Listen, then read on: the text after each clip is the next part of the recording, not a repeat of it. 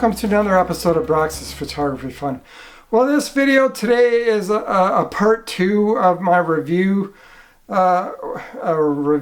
I should say, of the movie The Odyssey and Christopher Nolan's latest movie.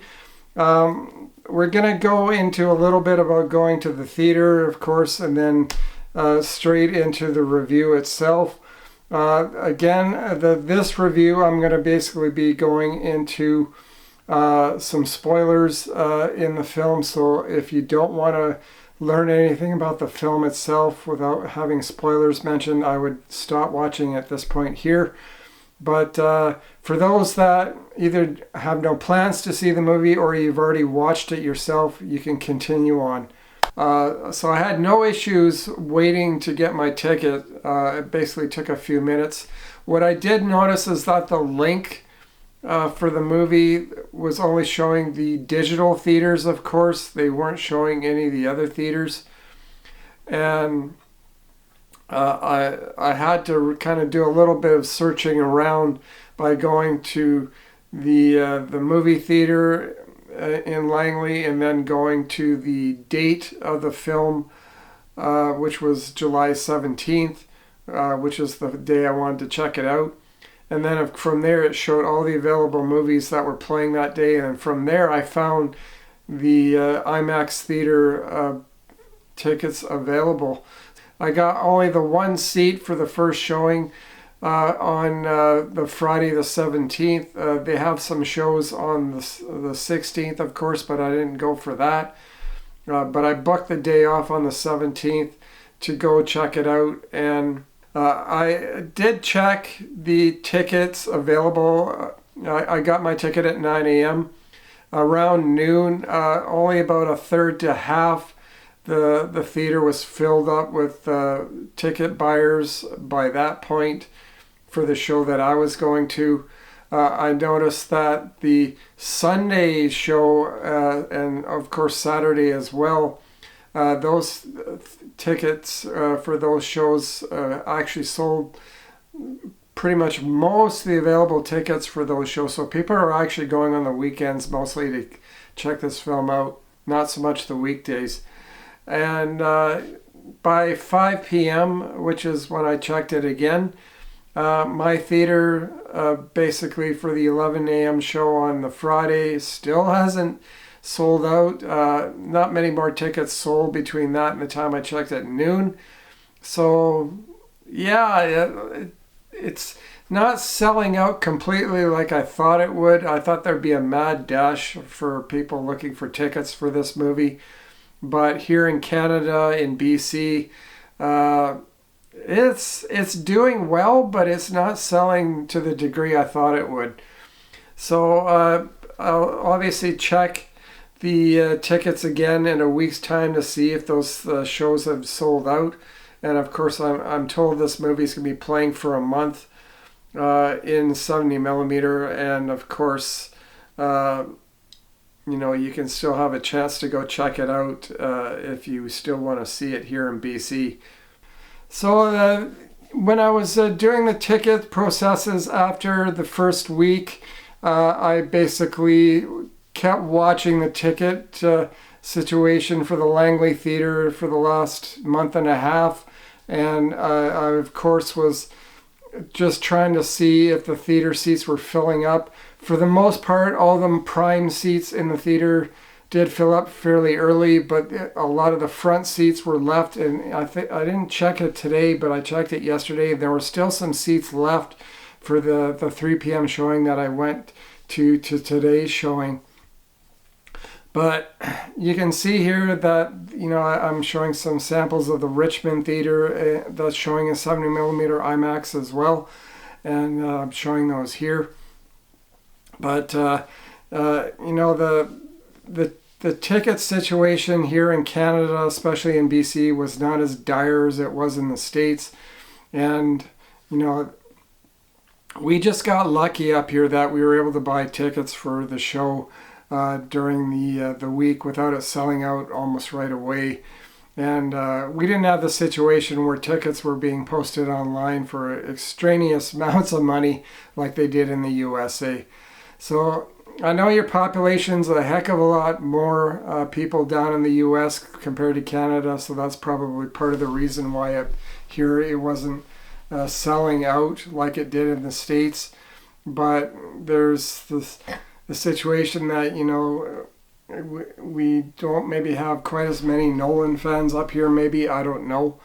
But either way, the ticket situation wasn't quite as bad. I did check the tickets for basically a month in advance to basically the last day that it was supposedly supposed to be in the theater in 70mm. And there was tickets sold for that too, but there was quite a few good seats left when I checked it. So, you know, they're selling throughout for the entire month that it's going to be playing. But of course, you know, I don't know how it'll be as the weeks progress as to if the theaters will sell out or not. Today, I went with my friend George. He's an old co-worker of mine that I used to work with many years ago in the Photo Lab days. And we always go check out Nolan's latest movie when it comes out, especially at the IMAX on 70mm.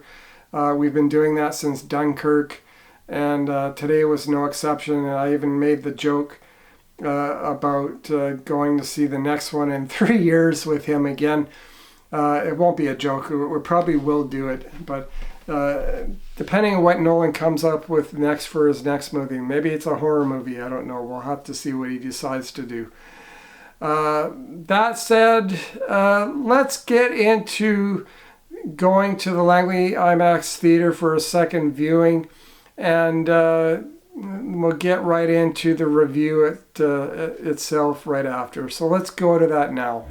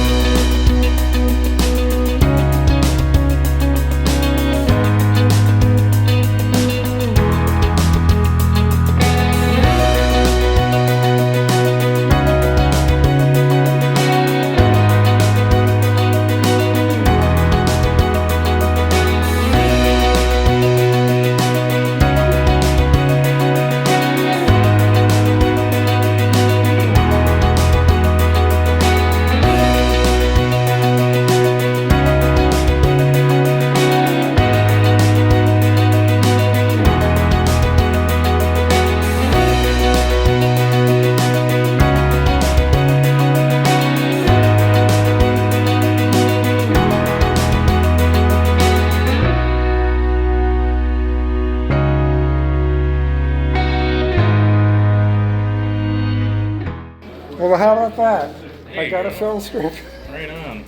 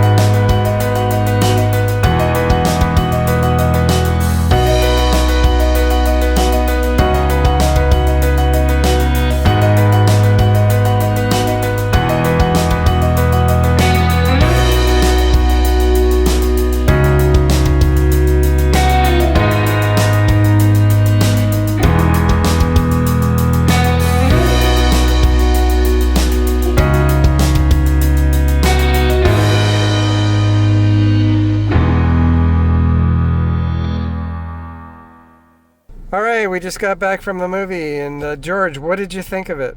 It's awesome. Yeah, really good movie. Everything about it, the acting, the costumes, the effects, the music, very, very well done. And all the actors nailed it. Just a very good retelling of the Odyssey from Homer. And I think they were very true to the mythology aspects of it. So if anybody's a fan of Greek mythology, 100% recommend. Or you just want to see something really cool and different. Yeah. Just a really good movie. Yeah, 100%. Did you find it boring in any of the places of the film, like some have suggested online? Nope. No, not at all. I thought the pacing was really well done. I didn't feel like it dragged on at all. I felt like even though it had a really long time format, that it went very smoothly through it, and I didn't feel any fatigue from that at all. So good. Yeah, no, it was very very well put together and paced and everything. So good. Okay. Yeah. Well, we'll do this again in 3 years, George. Yeah. Okay. All right. Thanks, guys. Yeah. Thanks a lot. So I just got back from the theater after seeing it a second time. I went again to the Langley IMAX theater. And this time I went with my friend and old co-worker, George. We've made a tradition of going to see Christopher Nolan's movies in the IMAX theater in 70mm since the days of Dunkirk. And I'm guessing this is probably the third or fourth time that we've done a Nolan movie together. We tend to usually go during opening week, the first week that it's out in theaters. And today we went basically to just see the film. Well, it's my second time. It was his first time. And, this is like... It opened on Thursday in theaters here in Canada. And today was basically, let me think, Thursday, Friday, Saturday, Sunday. Today's the fourth day it's been in theaters. And again, it was to a packed theater, as you can see from the pictures and the video. And today they gave us a film strip. I wasn't expecting this, but they said today was the only day that they were handing these out. And we just got so lucky that we got one of those film strips that they've been handing out in previous releases in previous years. And this one had 2 images on it. I'll show that to you here now. It's basically got the scene where he's gonna cut the head off the statuette, and the second shot is the beach shot where basically they're pulling in the Trojan horse, I believe, on the beach, and it's a beautiful shot. I'm going to show these at full res here since I have the capability of scanning up the positive film strip. And you probably won't see these pictures any sharper because these come right from the camera negative to inner positive back to probably a negative and then to an inner positive. Or maybe they actually came straight from the camera negative for these shots. I don't know. But the images won't be any clearer than this for what the public is able to see. So, as I say, I'm showing these here for you to take a quick peek at the resolution of an IMAX frame. Now, today I'm going to be giving a few spoilers in regards to the movie. After seeing it a second time, I've got a few things I'd like to mention. And to start right off the bat, I've seen more reviews. This movie seems to be reviewed by more people than any previous releases. There's like 1 million YouTube release review videos online about this movie, and I think people have caught on that it's a big thing, so they're jumping on the bandwagon to do reviews of this movie. And of course, I'm one of them myself, obviously. But after watching it a second time, I think it was actually even better the second time than it was the first. As I said in my previous release, you typically need a couple of viewings of his movies to fully take in and process everything in the film and digest what's actually what you're actually watching. And it was no different with this movie. I thought the movie worked even better on the second viewing than the first, partially because I was already knowing what to expect, but I was able to catch the little things in the film that I may have not have noticed the first time. And it, I said in my previous video that I thought Oppenheimer was a better movie. Now I'm going to change my opinion on that. I actually think that this movie here, The Odyssey, is actually better than Oppenheimer. And that's partially because there's a lot of heart in this movie. Near the ending, again, that got me emotional. The last time I viewed it, I was even more emotional this time. It really wrecked me in some scenes. Tears were just flowing down me during the last 30 minutes of the film. And, it just goes to show that Nolan was really able to get to the heart of the story and the characters. And I really felt it on the second viewing as well. And his movies can tend to be a little dry in the emotional part. But he seems to have managed better this time with it, I think. There was a lot more heart in this movie than his previous releases in the past. And I think it's partially because of the material involved. This movie obviously was a movie about coming home, and there's a lot of feelings and emotions connected with that, especially, what he's been through and, the tragedy of war. That he's probably dealing with some PTSD issues, of course. And, it's just, some people had a problem with that scene where he's talking about war, that kind of thing, making him sound weak and woke, if they want to even go that far. I don't believe that in 1 minute. I actually think that any human being with a heart would actually say something like those things that he said. And, war is really a tragic thing to experience from when you hear stories from others. And, he was dealing with some issues from all the things that he did in war that he regretted. And, of course, he just didn't want to carry that on in the future and, sort of be, the kind of person that perpetuates war, of course. He was regretting a lot of the things that he did, and he was sort of, maybe over the 20-year absence from being home, he was sort of atoning a little bit for his decisions that he had made. And there is some atonement in this film. That's when he's talking to Athena. And, Athena's kind of like the moral compass in the film that sort of helps ground Odysseus in the film a little bit. And of course, Anne Hathaway's performance was again excellent. The second viewing, I just really impressed with her, the way she was able to carry her emotions across, especially during the last part of the movie when she realized it was Odysseus in the room with her after that big epic scene where that really made the movie as good as it was. The ending of the movie, it really is excellent in this film. It really gets you going. It really is the best part of the film, and there's a lot of heart and emotion in the end of the movie as well. But when she realized it was him, I could just feel the emotions coming out of her when I was seeing her on screen and just looking at her expressions on her face and that kind of thing.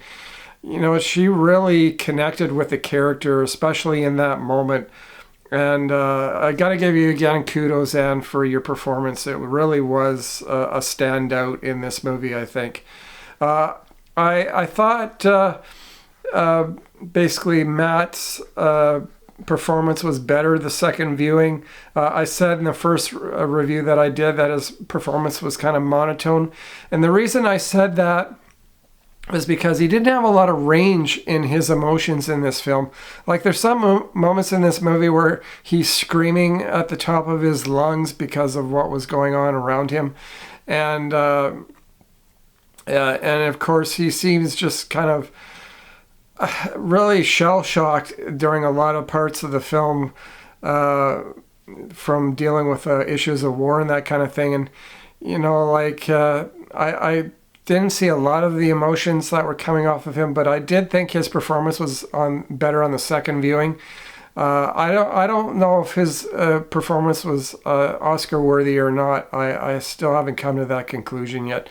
Some people suggest, you know, Matt could get the Oscar nomination for this film. It's completely possible. I certainly think Anne should get a nomination for it. And Tom Holland's character, you know, I saw a review saying, why is he even in this movie? He's kind of like a wasted character. I felt he kind of redeemed himself at the late part of the movie after Odysseus was back on scene.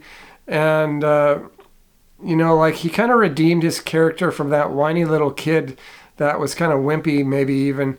And he just came out of his shell as a character and basically stood up for what he believed in and that kind of thing. And I thought, again, the last part of the movie was Tom Holland's best. So there's that.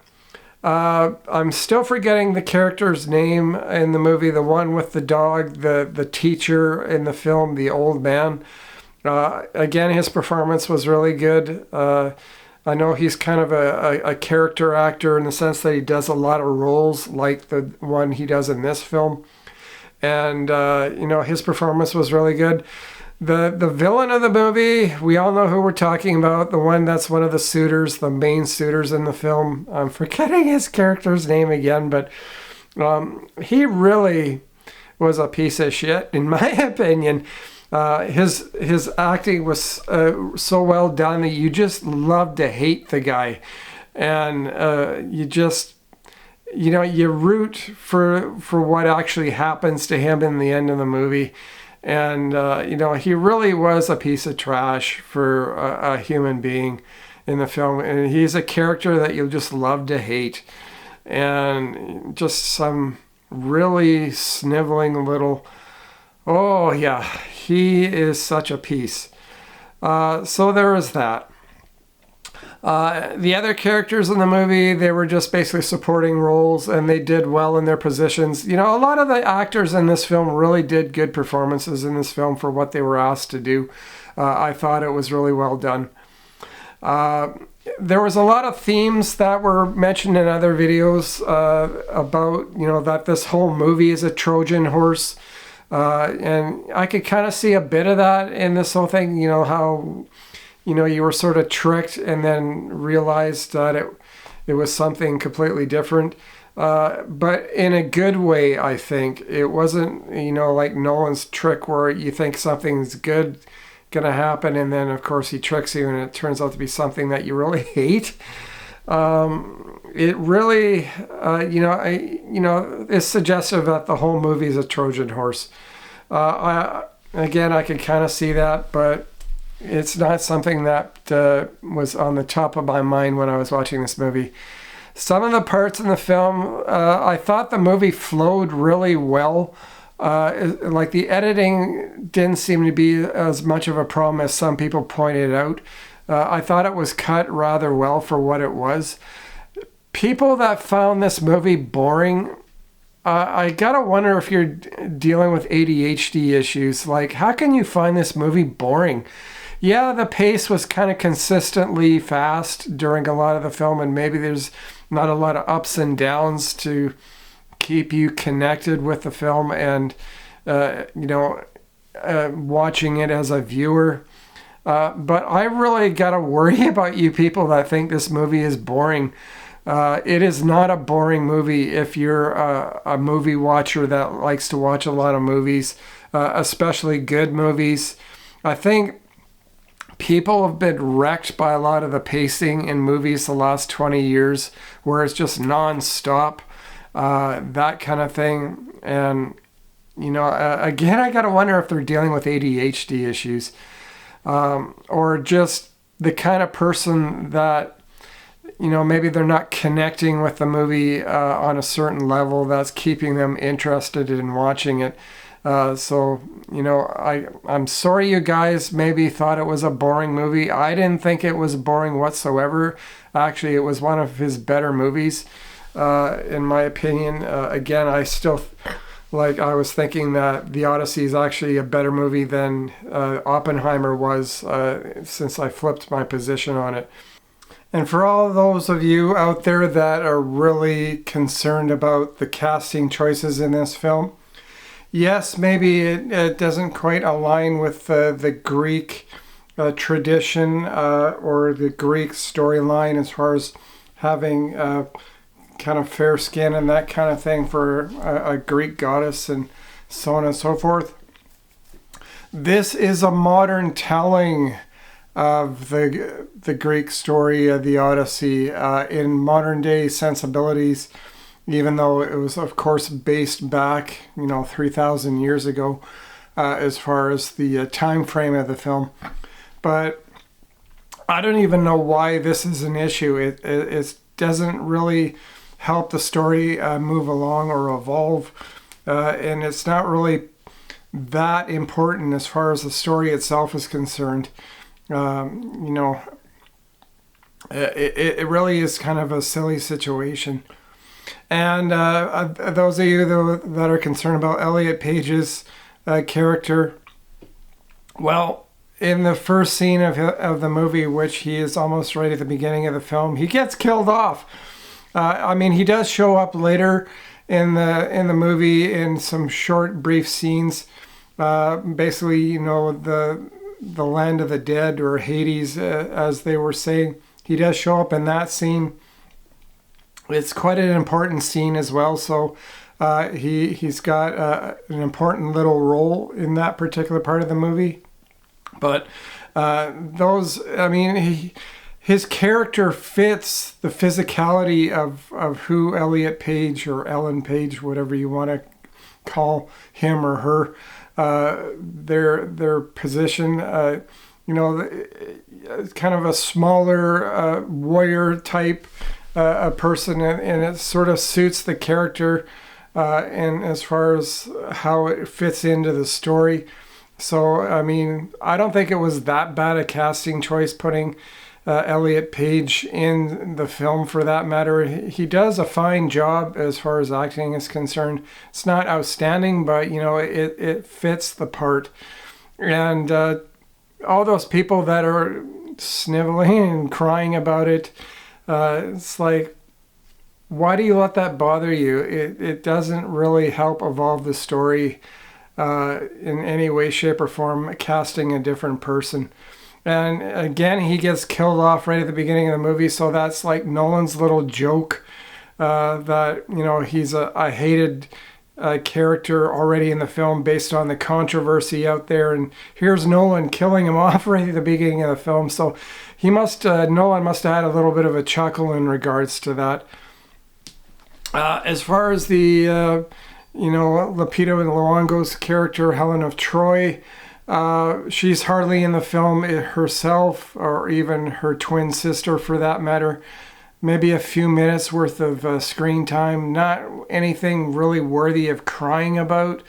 And again, it's just silly to complain about that particular part. Yes, Helen of Troy was supposed to be a lighter-skinned person according to the Greek mythology, but it doesn't really matter as far as the story is concerned. Again, this is a modern telling of the Greek poem, The Odyssey, and it doesn't really affect the story all that much, whether the person's black, white, yellow, gray, green, whatever you want to call it. I'm not trying to be racist or anything like that, but it really is a silly issue, in my opinion. And Zendaya, She's in quite a few scenes in the film as a, somebody that gets killed off during the war situation in Troy, and she comes back to basically, I don't know if she's mentoring him or Odysseus, or just trying to basically persuade him in certain ways, but she comes back in the movie as a moral compass or a moral center in that respect, and her character is important.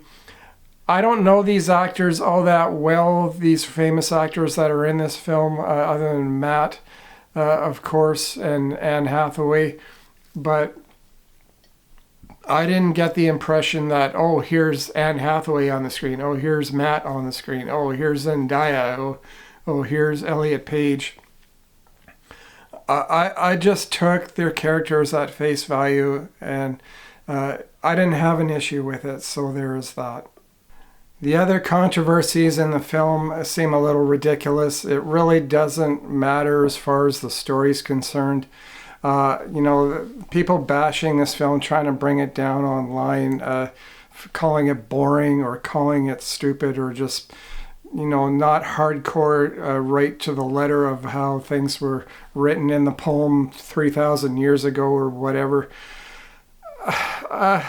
I don't know what to say to those people. It really doesn't matter all that much, in my opinion.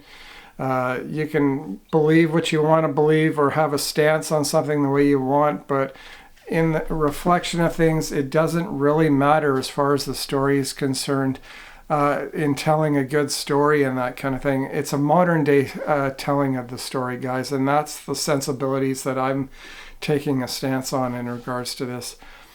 People trying to bring this movie down, boycotting it, saying to not watch this movie, that kind of thing. So I've been, of course, following a lot of the controversy that's been going on about the Odyssey release and everything about the film itself. And again, as I was saying in my previous video, this movie is really divisive. There's a lot of people out there that either love it or hate it, and they're really passionate about letting known their side to others as well. The backlash, people that are saying don't see this movie, and they're really pushing hard for people to boycott the movie. They have the right to their opinion, of course. I don't think they have the right to tell others what to do in regards to this movie. I say let people make up their own minds, and just let them decide whether they like the film or not. There's a lot of people out there these days that really want to try and control the narrative in regards to things, and of course there's the cancel culture that this seems to be affecting this movie as well. And there's just a lot of sick people out there these days that are really miserable. Again, it's just a movie. Yes, it may deviate from some of the things in the Odyssey poem itself, that kind of thing. But again, as I keep repeating, it's just a modern telling of the story with Nolan twists and interjection into it as well. Of course, it's going to deviate a little bit from the story and that kind of effect, but Nolan wanted to tell the story the way he wanted to tell it, and it really frustrates me when people have to say you have to stick to your guns. I know this movie may be insulting for a lot of Greek people out there, and I'm sorry that maybe that's the reflection of the movie on your beliefs and that kind of thing. And of course, I do know that they're saying, for example, that Helen of Troy was supposed to be fair-skinned, aka Caucasian white, that kind of thing. And when it really comes down to it, it really doesn't affect the story all that much. Like, it's the story that I'm trying to promote and focus on. When people bake a cake, you don't always follow the same recipe, And sometimes, when you deviate from the original recipe, sometimes you come up with something really good on the flip side of all that. And why do people have to say that Nolan has to stick to his guns and just follow the story 100%? Like, does it really matter that much? It is just a fictional story, guys. And of course that, like Nolan likes to write things with twists and turns compared to the original stories as well. And it's just his way of telling things. He saw a different way of telling the story than, the original Greek poem did 3,000 years ago. And I don't have a problem with what he did. I don't have a problem with Lupita Nyong'o being black in this story. She's a really good actor. She only had a few minutes in the film itself, so it's kind of a non-issue in that respect. Like, people are crying the blues over a part that's barely in the movie. Same thing with Elliot Page.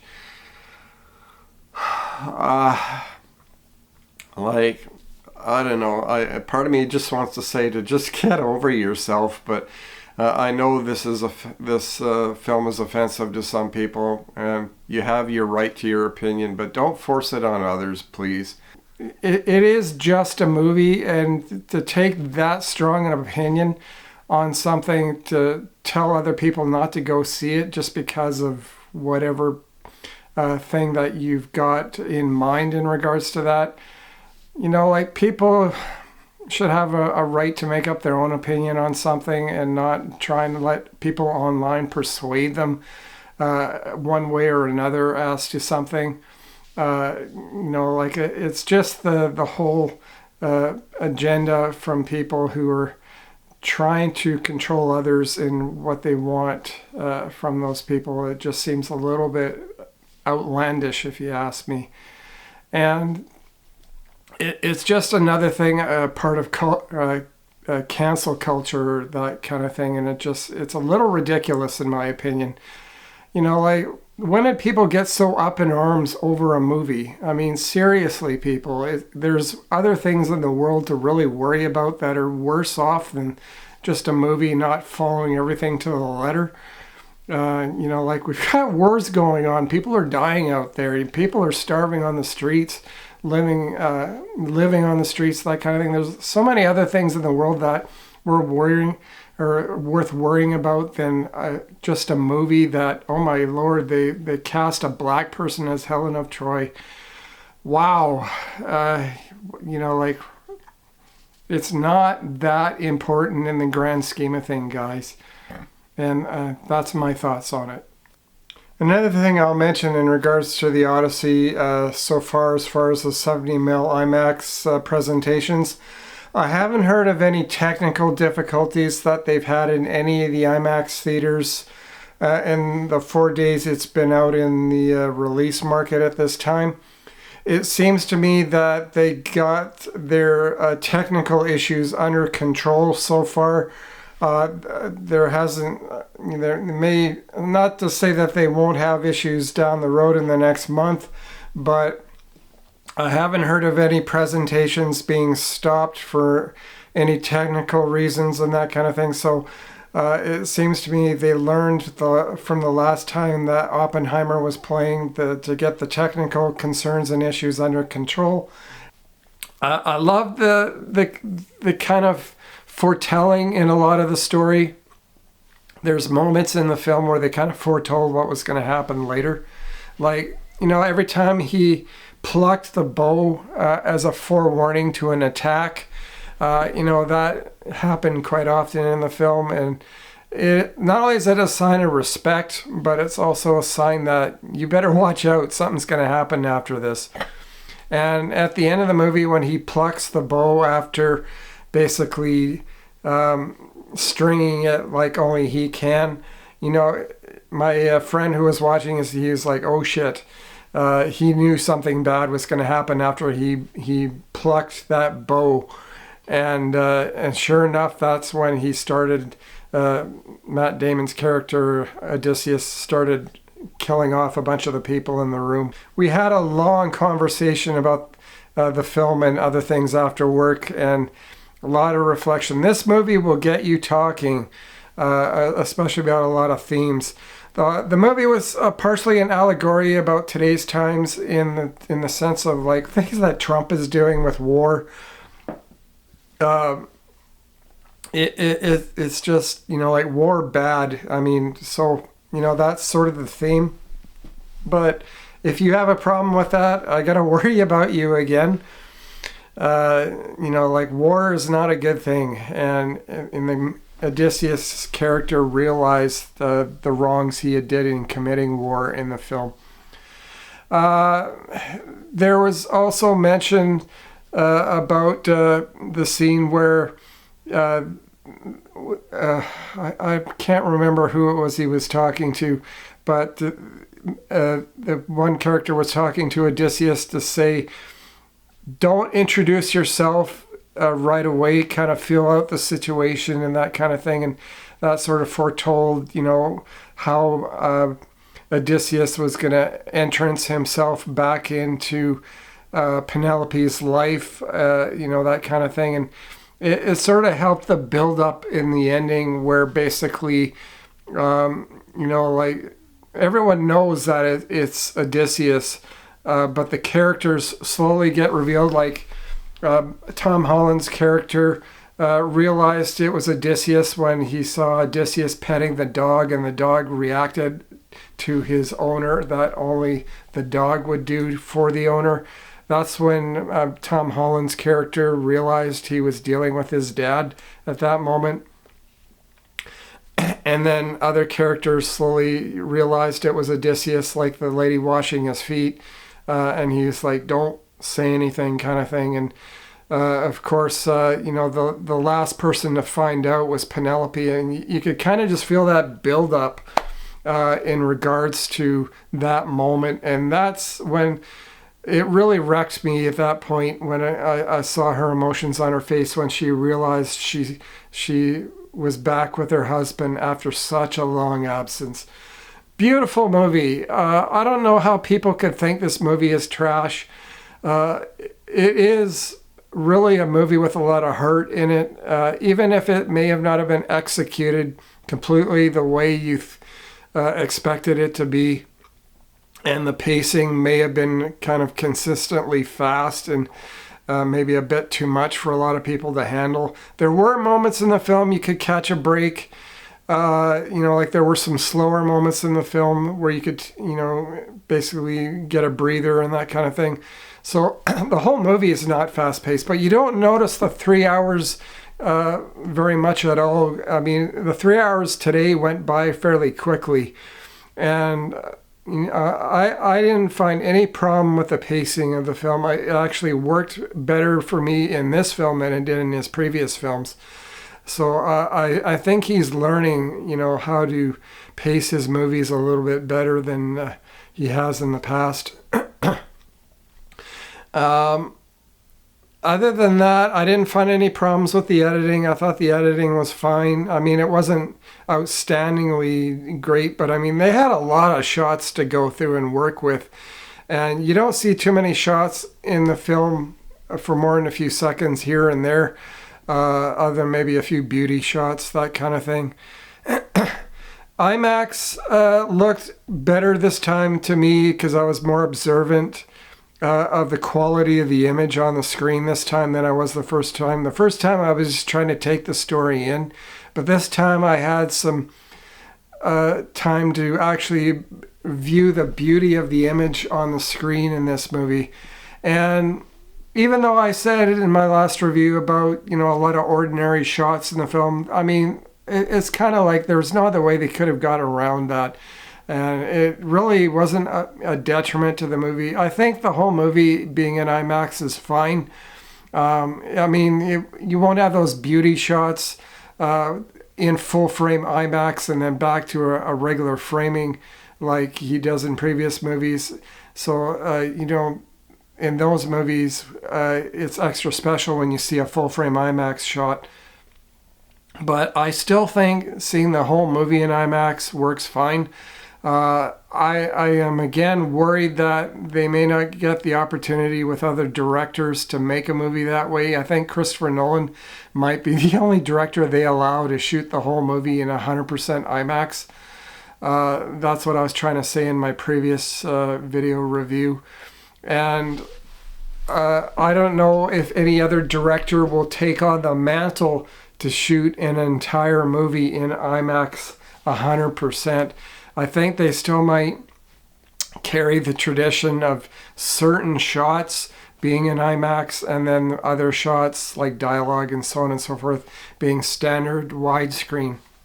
Good movie, guys. I recommend checking it out for yourself and forming your own opinion on it. I really think this is a movie that you gotta go see this summer. Go see it in IMAX if you can, because it really is a special event seeing a movie in a film print in 70mm IMAX. You're not going to see that very often, guys, so I would take the opportunity to do so if at this particular time if you can. Buy a ticket to the IMAX theater if you can. It really is the best way to see this movie. I can't imagine any other format being as good as what I was seeing today and last Friday. The grain, I didn't notice the grain in the film print so much this time around. The image looked a little bit sharper in some shots than I noticed the first time. So, you know, IMAX still has the quality that I always remembered it having. And I mean, the image has still got a soft look, but the detail is still there. And of course, that's one of the beauties of film. It kind of softens the image just enough to give it that storytelling kind of look. And, you know, that look that kind of gets you connected with the image on the screen and the story itself. Very tactile kind of image, and it really is a beauty to behold when you see a film print. I just wish Hollywood would allow more film prints. It is sort of ramping up a little bit with that, and of course, I'm glad that they're doing it, but a lot of directors still won't take on the mantle of shooting on film. And it's unfortunate because it really is probably the most beautiful way of shooting a movie as far as kind of get that old school kind of Hollywood movie look. Of course, that very tactile kind of image quality and that quality that says you're watching a movie. I find digital being a little bit too clean and sterile looking and maybe a little bit over sharpened as well. That takes you out of the story itself and kind of tells you you're watching video. So there is that. See a film print while you can, guys. I don't know how many more years they're going to be able to do this, especially in respect to the fact that one of the industry insiders was saying they might convert a lot of these big theaters into panel displays, like little TV panel displays, to get an 8K image, and that means projection will be going bye-bye.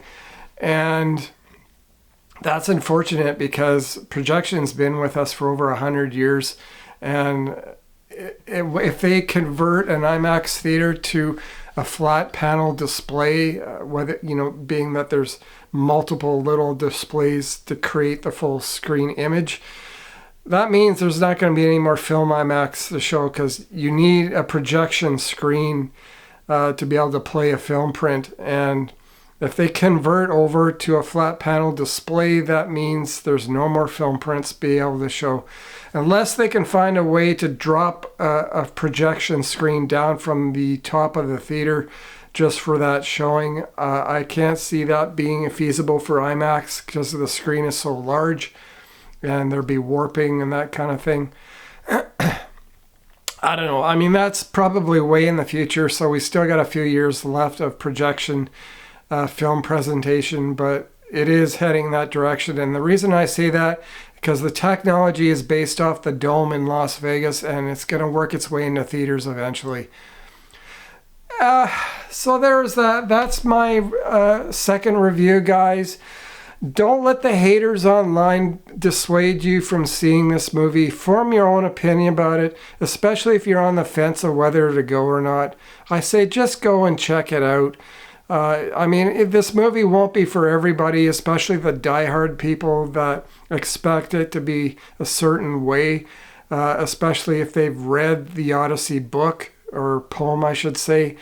Those are the people this movie is not going to be impressed with, that kind of thing. This movie is more for the layman people like myself that don't know really much about the story or the background. I went for the story itself just to see a good movie.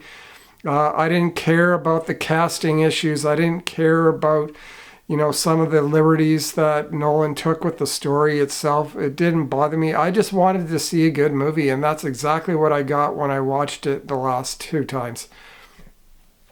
So anyway, thanks for watching, guys. Leave me a comment in the comment section below if you have something to say. Maybe let me know what you thought of the movie if you saw it. Give me a thumbs up if you like. Please no thumbs down, guys. And I'll see you next time. Thanks for watching.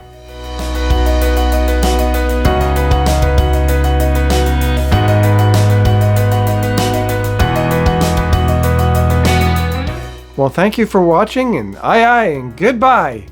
Eh?